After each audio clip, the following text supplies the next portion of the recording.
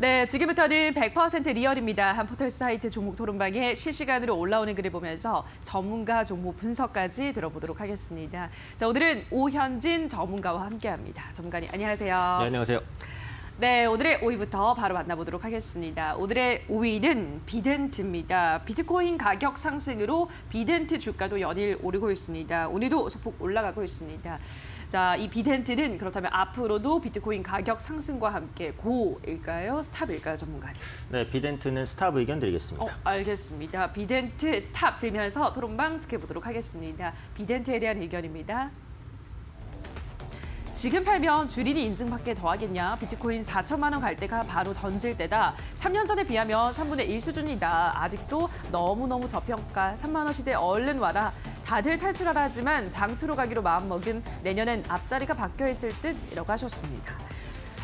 첫 번째 게시글부터 볼게요. 지금 팔면 주린이 인증받게 더하겠냐. 비트코인 4천만 원 갈 때 그때 정리를 하겠다라고 하셨습니다.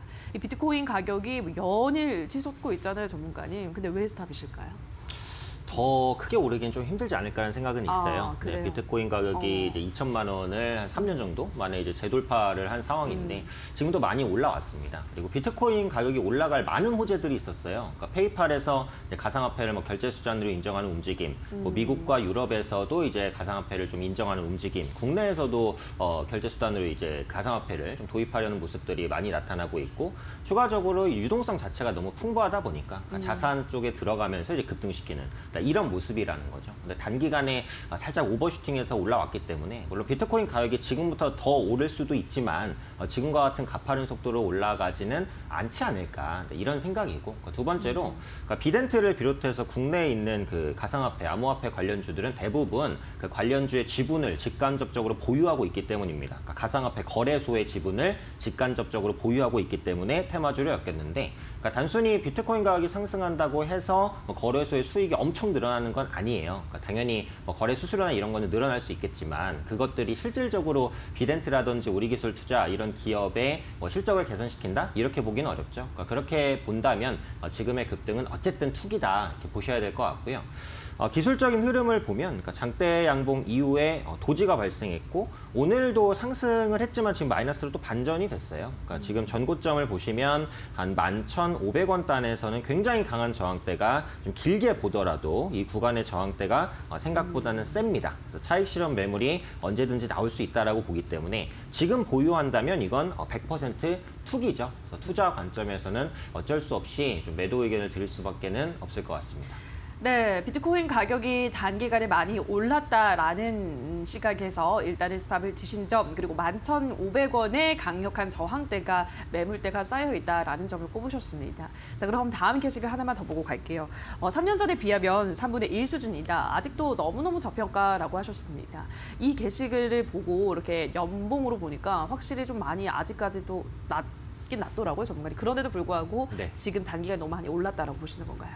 그때랑 지금은 제가 볼 때는 조금 달라요. 그러니까 몇 년 전에는 가상화폐 열풍이 지금보다도 훨씬 더 거세게 들었습니다. 그래서 지금은 이 가상화폐, 암호화폐라는 것이 뭐 인정을 받고 있다는 건 좋지만 우리에게도 많이 인식이 돼 있어요. 그러니까 너무 새롭거나 특별하거나 이런 건 아니에요. 그러니까 지금 가상화폐, 암호화폐, 비트코인을 모르는 사람은 없잖아요. 그만큼 이슈가 많이 노출이 됐기 때문에 단순하게 차트만 보고 2018년에 급등했다고 이번에도 뭐 최소한 절반 따라갈 거야? 네, 이렇게 보기는 좀 어렵습니다. 다만 이제 앞서 말씀드린 대로 비트코인 가격이 여기서 더 크게 폭등을 한다면 당연히 올라가겠죠. 하지만 저는 이제 그 가능성도 그렇게 크지는 않다라는 관점으로 말씀드리는 거기 때문에 지금은 뭐 비덴트뿐만 아니라 비트코인, 가상화폐 관련주들은 전체적으로 주의가 필요하다고 생각합니다. 네, 알겠습니다. 지금부터는 주의가 필요한 구간이다. 아까 말씀드렸던 11,500원 그 매물대 라인을 잘 체크를 하시면서 어느 정도 차익 실현을 해 나가셔야 될 것 같습니다. 5위 확인하셨고요. 자, 4위 가보도록 하겠습니다.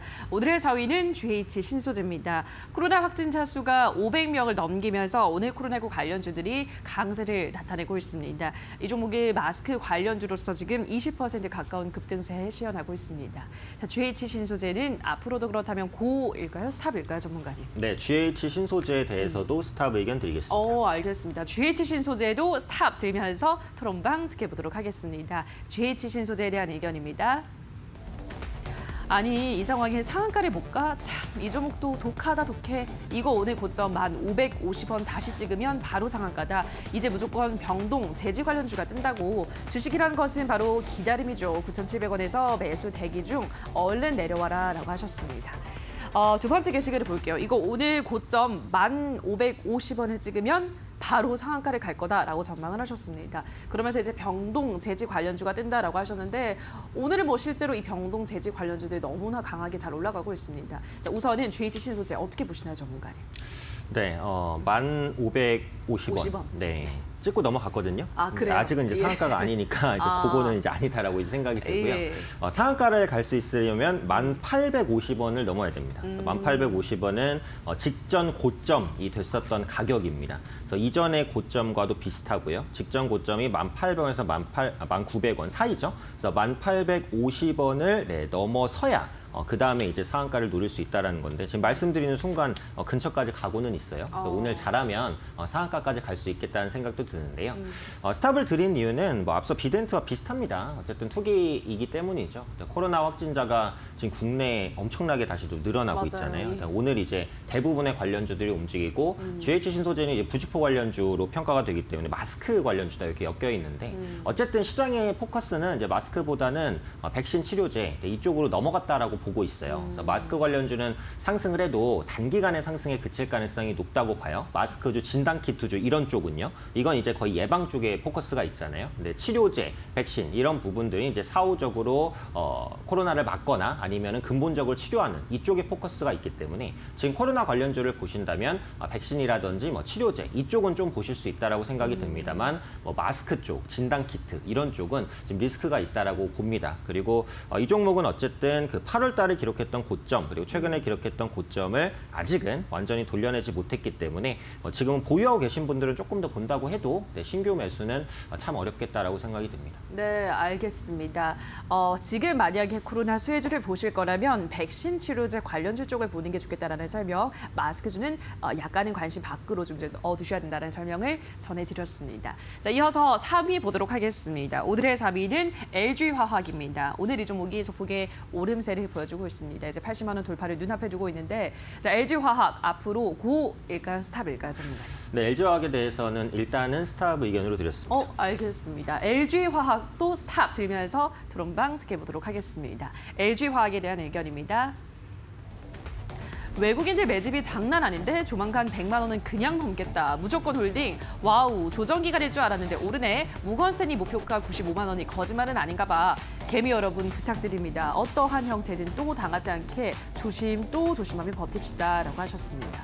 첫 번째 게시글을 보면요. 외국인들 매집이 장난 아니다. 조만간 100만 원은 그냥 넘겠다라고 긍정적으로 지금 전망을 하고 계신데 실제로 외국인들이 뭐 연일 지금 사고 있거든요. LG화학을. 근데 전문가님 스탑을 두셨어요. 어떤 이유에서일까요? 네, 사실 추세도 안 깨졌고요. 네. 뭐 좀 더 상승할 가능성이 제가 볼 때 높기는 네. 해요. 그런데 저는 이제 제 방송을 많이 보신 분들 아시겠지만 저는 좀 보수적이거든요. 예. 네, 저는 잃는 거를 정말 싫어합니다. 네. 그래서 적게 벌더라도 수익을 챙기거나 아니면 물리더라도 회복되는 종목 이런 종목 저는 진짜 특히 이제 바닥주를 좋아해서 웬만하게 이제 많이 올라가는 종목은 항상 이제 주의하자 이렇게 이제 말씀을 드려요. 근데 그저께 같은 경우에는 좋았어요. 장대 양봉이 나오면서 뚫고 갔는데 이제 어제 같은 경우 살짝 이제 그 음봉이 발생했고 오늘도 약간 도진데 거래량이 그렇게까지 많이 받쳐주고 있지는 못하거든요. 그러니까 차익 실현 매물이 언제든지 나올 수 있는 위치라서 그러니까 주의를 좀 하자 이 정도의 의견에서 스탑을 드린 거고요. LG화학의 배터리가 탑재된 전기차 모델 리콜 이슈가 최근에 조금 있었습니다. 그래서 이게 LG화학의 근간을 흔든다 이런 얘기는 아닌데 그러니까 투자 심리를 조금 악화시킬 수는 있다라는 생각이 들어요. 그래서 이런 것들을 빌미로 차익 실현 매물이 나올 수도 있다라고 봅니다. 그러니까 궁극적으로 보면 100만 원을 넘길 수 있는 종목이냐? 네, 그럴 수 있다라고 보고 있어요. 하지만 지금 위치에서 한 번에 갈 것이냐, 조정받고 갈 것이냐, 횡보하고 갈 것이냐, 이 부분을 본다면 한 번에 가기보다는 조정이나 횡보 이후에 다시 가지 않을까라는 생각이 있거든요. 그래서 신규 매수하실 분들은 조정을 기다리시면 아마 매수 기회가 있을 거라고 생각하고요. 보유하고 계신 분들도 일단 비중을 조금 줄이시면서 가시면 좋지 않을까 생각됩니다. 네, 알겠습니다. 그러니까 전문가들도 궁극적으로는 100만 원을 갈 수 있다고 보지만 기간이 좀 걸릴 수 있다. 이제는 조정, 횡보가 어느 정도 나오지 않겠냐라는 관점에서 보수적인 관점에서 말씀을 하셨습니다. 다음 게시글 목표가 95만 원이 거짓말은 아닌가 봐라고 하셨는데 역시나 전문가님 말씀하신 대로 100만 원까지 시간은 뭐 걸릴 수 있지만 어쨌든 지금은 어느 정도 조심을 하셔야 되는 구간이라는 설명 전해드렸습니다. 자, 다음 종목 바로 가보도록 할게요. 2위는 페이퍼코리아입니다. 오늘 택배용 골판지 관련주들 잘 가고 있죠. 이 종목은 결국은 상한가에 안착을 했습니다. 자, 페이퍼코리아 그럼 앞으로도 고일까요? 스탑일까요, 전문가님? 네, 페이퍼코리아에 대해서는 고 의견 드렸습니다. 알겠습니다. 페이퍼코리아 드디어 고 외치면서 토론방 지켜보도록 하겠습니다. 페이퍼코리아에 대한 의견입니다. 오늘 상한가에 팔았는데 좀 아쉽네요. 내일도 더 훅 갈 것 같은 느낌인데 평단 4,700원짜리 오나요? 내가 세상 하직하긴 전엔 안 올 줄 알았는데 가능할까요? 평단 1,400원에 5,000주 들고 있습니다. 4,000원대까지는 갖고 있으려는데 걱정은 되네요. 라고 하셨습니다. 첫 번째 게시글 보면 내일도 더 훅 갈 것 같다라고 하셨습니다. 일단 아까 전문가님이 GH 신소재 말씀을 하시면서 마스크 관련주 좀 그렇고 백신 관련주는 괜찮다라고 하셨는데 골판지 관련주는 괜찮다고 보시는 거예요, 전문가님? 아니, 그렇진 않아요. 네, 그래요? 이것도 이제 조금 리스크가 있는데 고를 든 거는 오늘 상한가를 갔으니까 어쩔 수 없이 내일 추가 상승 가능성이 아주 높죠. 그런 관점에서 고를 드렸습니다. 그러니까 단기적인 관점에서의 고다 이렇게 말씀드릴 수 있을 것 같고요. 역시 코로나 관련된 이슈로 움직였습니다. 포장과 제지 관련주 오늘 전체적으로 다 상승을 했는데 어떤 종목은 조금 오르고 어떤 종목은 상한가 가고 왜 이러냐. 네. 이런 관점을 보자면 대부분의 답은 시가총액이에요. 그러니까 시가총액이 가벼운 종목에는 이제 투기 수요가 몰렸을 때 주가가 급등해 버리는데 시가총액이 너무 크면 투기 수요만으로 주가를 급등시킬 수는 없잖아요. 그러니까 그러다 보니까 이렇게 페이퍼 코리아처럼 등치가 작은 기업이 급등할 수밖에 없었다라고 보시면 되겠죠. 그리고 상한가를 가면 제가 항상 말씀드리지만 상한가 잔량을 보는 게 가장 기본적인 전략입니다. 그래서 오늘은 거래량이 670만 주, 상한가 잔량 200만 주, 거래량보다 상한가 잔량이 한 30% 정도는 되는 것 같아요. 이건 굉장히 강한 상한가예요. 그래서 거래보다 상한가 잔량이 10% 이상이면 저는 강한 상한가다. 심플하게 이렇게 보시면 됩니다. 근데 10%를 훨씬 더 넘어가죠. 한 30% 정도의 물량이니까. 그래서 내일도 급등 가능성이 높습니다. 그래서 지금 보유하고 계신 분들은 보유하시면 될 것 같고요. 목표가를 기술적으로 잡아보면 저는 한 3,400원 정도까지를 한번 잡아보겠습니다. 이건 어차피 기술적으로밖에 분석이 안 돼요. 기술적으로 부딪히는 가격이 한 3,400원 단 정도 보이니까요. 한 3,300원에서 3,400원 뭐 이 정도까지 노려볼 수 있지 않을까 생각됩니다.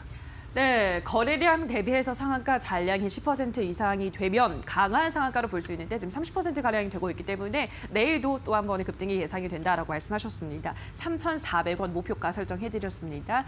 자, 이어서 오늘의 1위 만나볼게요. 오늘의 1위는 신풍제약입니다. 코스피 200에 편입되면서 오늘 일장 강세를 나타내고 있습니다. 이 종목은 앞으로도 그렇다면 고일까요? 스탑일까요, 전문가님? 네, 신풍제약에 대해서는 고 의견 드리겠습니다. 알겠습니다. 신풍제약 고 외치면서 토론방 지켜보도록 하겠습니다. 신풍제약에 대한 의견입니다. 국내외 임상 호재가 코스 요리처럼 줄줄이 대기하고 있다. 이제 고작 에피타이저 한 개 나왔을 뿐이야. 보유하고 있음 진득하게 60일만 참자. 일일 비해서 후회할 짓 하지 말고.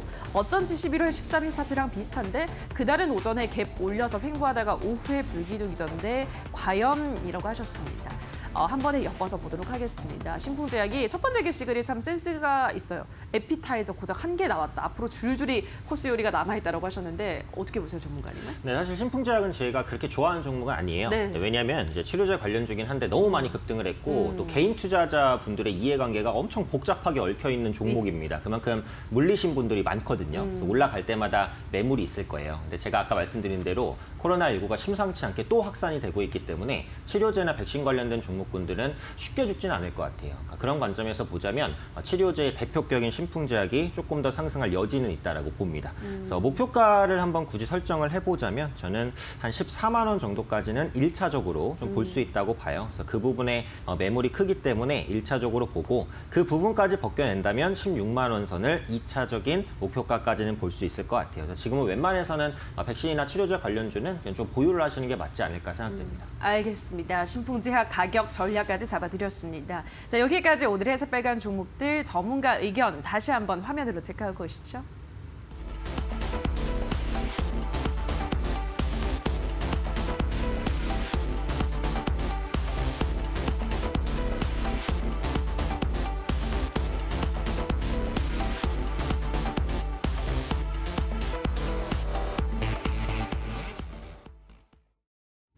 자, 그럼 계속해서 오늘의 관심주 확인해 보도록 하겠습니다. 전문가님 어떤 종목 가지고 오셨을까요? 네, 오늘은 제가 보안주를 네. 가지고 왔는데요. 예. 라운시큐어라는 기업입니다.